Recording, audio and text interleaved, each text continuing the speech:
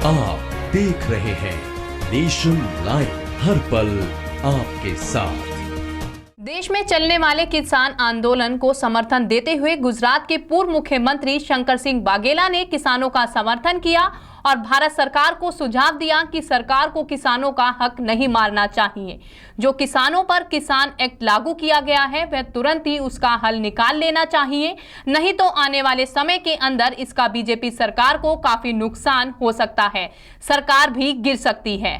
और शंकर सिंह वाघेला ने यह भी कहा कि 25 तारीख को अटल बिहारी वाजपेयी की पुण्यतिथि है, उस समय तक किसान आंदोलन या किसान एक्ट जो सरकार ने लागू किया है वह नहीं हटेगा, तो आने वाली 25 तारीख के बाद अनिश्चितकालीन पर अनशन पर आंदोलन करने की चुनौती किसानों ने सरकार को दी है।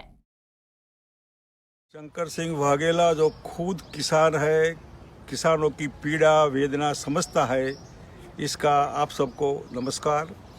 आज आखिरी 25 दिन से दिल्ली में जो हमारे किसान भाई बहन जो भारत सरकार के 3 काले कानून, एक कंपनी सरकार जो है दिल्ली में बीजेपी की बैठी हुई, इसके खिलाफ आंदोलन कर रहे हैं।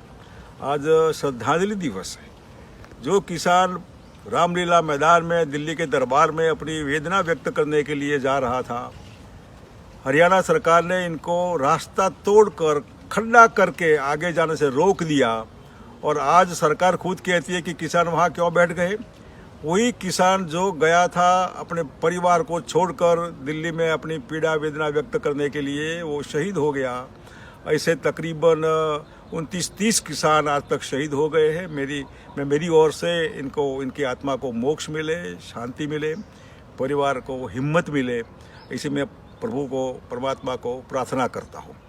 इतना ही नहीं, केजरीवाल सरकार ने शहीदों के लिए 1 करोड़ रुपया देने की बात की थी। मैं समझता हूँ कि ये शहीद है, हमारा किसान है, धरती पुत्र है, इसको भी मुआवजा मिलना चाहिए और भारत सरकार भी कम से कम 25 लाख रुपया इनको परिवार को दे, जिससे परिवार का गुजरान आगे चले और इनके बाल बच्चे जिसको पढ़ना है, जिसका कोई आधार एक खुद था, वो आधार नहीं बचा, इनके परिवार की थोड़ी और गड्डी आगे चले, पढ़ाई चले, शिक्षा चले, तो भारत सरकार भी कम से कम 25 लाख रुपये इनके खाते में जमा हो, इसी में अपील करता हूँ।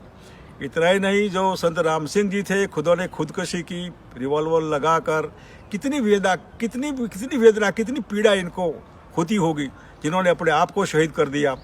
भारत सरकार तो मैं समझता हूँ कि इतनी कुंभकर्ण की नींद में सो रही है, इनको कोई इफेक्ट नहीं है, जिनको मार्केटिंग में ही मामला है। ये जो कंपनी सरकार है, इन्होंने एक तो राज्य का जो सब्जेक्ट है, अपने कॉन्स्टिट्यूशन में बाबा साहब ने जो आर्टिकल 7 में, ये स्टेट की प्रॉपर्टी है, कृषि जो है वो कानून राज्य बनाएगा। कृषि राज्यों से कृषि का कानून छीन कर अपने चहितों को खुश करने के लिए 2-3 साल से जिन्होंने इंफ्रास्ट्रक्चर खड़ा किया है, ऐसे कॉर्पोरेट हाउसेस, चाहे अदानी जी के हो या अंबानी को, किसी का भी हो, इनको खुश करने के लिए एक कानून बनाए गए हैं। एक तो ऑर्डिनेंस किया, कितनी जल्दी थी, कहाँ जल्दी थी, किसानों के हित में जल्दी हो ही नहीं सकती। ये बड़े मालिकों के हक में इन्होंने ऑर्डिनेंस लाए वो तो ठीक है, लेकिन जो लोकसभा राज्यसभा में बिना डिस्कशन, तकरीबन लॉकडाउन में ही इन्होंने पार्लियामेंट में कानून पास करवाए गए, बिना संवाद। संसद जो संवाद के लिए होती है, वो संवाद भी नहीं हुआ। और इतना ही नहीं, इनको किसानों के लिए कुछ नहीं है आज तक, सिर्फ झूठ, और इतना झूठ कि वो सच करने की कोशिश कर रहे हैं। और वही जो लाभान्वित लोग हैं, इनकी टीवी चैनलों के माध्यम से, प्रेस के माध्यम से, बीजेपी अपने खुद के प्रचार के माध्यम से, एक किसान चोर है, किसान टेररिस्ट है, किसान खालिस्तानी है, किसान नक्सलवादी है। अरे धरती पुत्र है, धरती का मालिक है, वही जो उगाता है, इसके हिसाब से हमारा पेट भरता है। इनको ऐसी गाली मत दीजिए, ऐसा प्रोपेगेंडा मत करिए। इनकी डिमांड है वो आप समझिए, और नहीं समझेंगे तो आप झूठ बोल रहे हैं, वो प्रूफ होते जा रहा है। वही एमएसपी, जब आप विरोध पक्ष में थे तो आप कानून के हक में थे और मनमोहन सिंह जी को कहते थे कि आप कानून बनाइए, तो आप बनाइए ना कानून अभी। और हमने कानून बनाया था, मैं कॉटन मिनिस्टर था तब, देश के किसानों का सीसीआई के माध्यम से बैंकों से कर्ज लेकर पूरा खरीदी किया था पूरे देश में, और किसान को इतना अच्छा मिला था एमएसपी कि तकरीबन भारत सरकार को 2000 से 2500 करोड़ रुपए नुकसान हुआ था, लेकिन मेरे किसान भाई के घर में गया था वो मुनाफा जो समझे वो MSP के हिसाब से। इसलिए हमको खुश है कि अगर सरकार को खर्च होता है कोई बात नहीं, किसान को फायदा होना चाहिए। और एक्ट जो है वो इंसान के लिए, किसान के लिए, लोगों के लिए होना चाहिए। लोग या किसान एक्ट के लिए नहीं है, एक्ट के लिए है ऐसा माना जाता है। कंपनी ईस्ट इंडिया कंपनी थी ऐसी है, ये कंपनी सरकार है, वो किसानों को गिरवे रखती है अपने पास। और किसान समझदार है, इंटेलिजेंट है।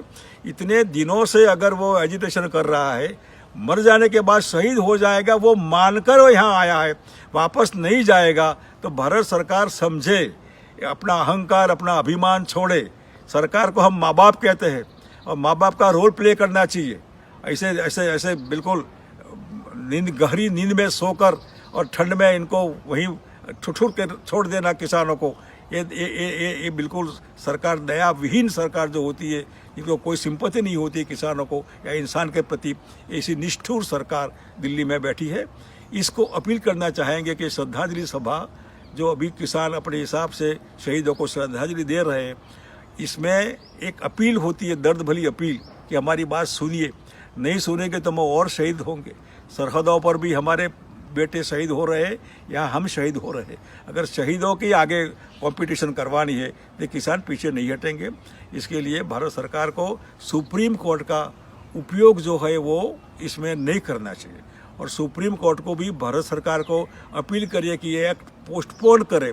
तो पोस्टपोन करने का माध्यम हो सकता है गवर्नमेंट ऑफ इंडिया का ही ये प्लान हो कि कैसे भी इनको सुप्रीम कोर्ट के माध्यम से एक्ट को मौकूफ रखा जाए। आप मान लीजिए अभी तो सुप्रीम कोर्ट भी खेडूतों की वेदना समझनी चाहिए।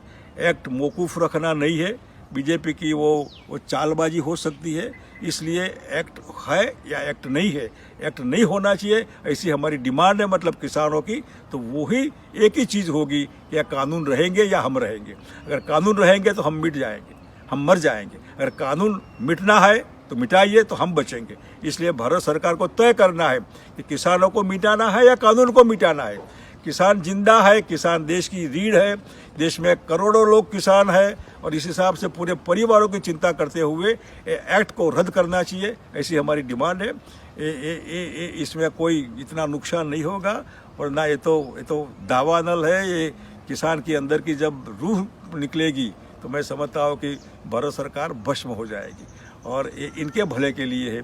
इसलिए हो सके इतना जल्दी, ये 25 दिसंबर आ रही है, अटल बिहारी वाजपेयी जी की जन्म तारीख है। इस दिन अटल जी का आत्मा को भी आप खुश करिएगा, किसानों की बात भी आप सुनिएगा, और तब तक किसान खुश रहे। काला कानून कंपनी का जो है वो रद्द हो और किसानों के हक में सरकार का निर्णय हो, तो आने वाले दिनों में यही किसान ये बीजेपी के काम में भी आ सकते हैं। ये कोई बीजेपी, कांग्रेस, ये CPI, CPM नहीं है। किसान किसान है। लोग तो सही बात समझ पर इनको समर्थन, हमने भी समझा कि सही बात है इसलिए हम समर्थन कर रहे हैं। किसान कभी गलत नहीं हो सकता। इसलिए भारत सरकार भी अटल जी की जो तारीख है इससे पहले 25 दिसंबर से पहले इसका रास्ता निकालेगा। अगर ये रास्ता नहीं निकलेगा तो हम 25 दिसंबर के बाद अगर ज़रूरत पड़ती है तो राजघाट जाकर, दिल्ली जाकर अनलिमिटेड टाइम के लिए, अनिश्चित मुद्दत के लिए हो सकते हैं तो उपवास भी करना पड़ेगा। तो हम फास्ट करेंगे अनडेफिनेट टाइम के लिए।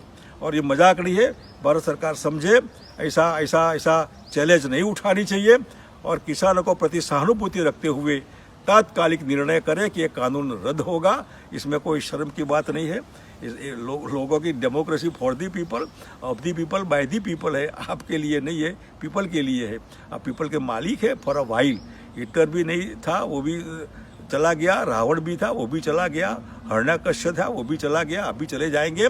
इसलिए ऐसी चीज़ छोड़कर मत चले जाइए जिससे एक काला रंग रहे अपने दिल में कि ये गलत सरकार थी, निकम्मी सरकार थी, झूठी सरकार थी, एंटी फार्मर सरकार थी।